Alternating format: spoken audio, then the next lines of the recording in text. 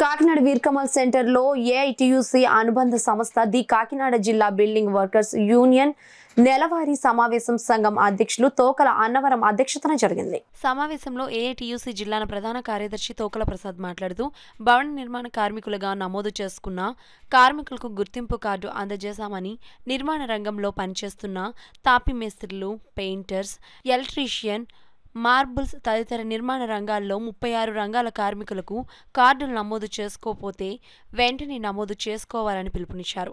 ఈ కార్యక్రమంలో విపర్తి పశుపతి, వెంకటరమణ, కడియా శ్రీనివాస్, వెంకీ, సురేష్, రాజేష్, కుమార్ తదితరులు పాల్గొన్నారు. ఇవాళ భవన నిర్మాణ కార్మికులు, పెయింటర్లు కానీ, ఎలక్ట్రీషియన్లు కానీ, తాపీ మేస్త్రీలు కానీ ఎవరైనా సరే ఈ విధమైన ప్రభుత్వం తరఫున గుర్తింపు కార్డు మంజూరు అవుతా ఉంది. మీకు ఇంకా గుర్తింపు కార్డు కానీ లేకపోతే, ఇంకా భవన నిర్మాణ కార్మికులుగా నమోదు చేసుకోకపోతే తక్షణమే నమోదు చేసుకోవాలని చెప్పేసి ఈ Kakinada area building workers union తరఫున మేము విజ్ఞప్తి చేస్తా ఉన్నాం. అలాగే ఇవాళ ఆంధ్రప్రదేశ్లో భవన నిర్మాణ కార్మికుల సంక్షేమ బోర్డు మేము అమలు చేస్తాం, దీని అధికారంలోకి రాగానే మేము ఇంప్లిమెంటేషన్ చేస్తామని చెప్పేసి ఇవాళ ఎన్డీఏ కూటమి ప్రభుత్వం హామీ ఇచ్చింది భవన నిర్మాణ కార్మికులు. కానీ సంవత్సరంన్నర కాలం గడుస్తున్నా ఇవాళకి కూడా బోర్డు ఇంప్లిమెంటేషన్ చేయలేదు. డిప్యూటీ సీఎం గారు భవన నిర్మాణ కార్మికులకి సంక్షేమ బోర్డు ద్వారా సంక్షేమ పథకాలు అమలు చేసే విధంగా మీరు స్పందించండి అని చెప్పేసి యూనియన్ గా మేము తెలియజేస్తా ఉన్నాం.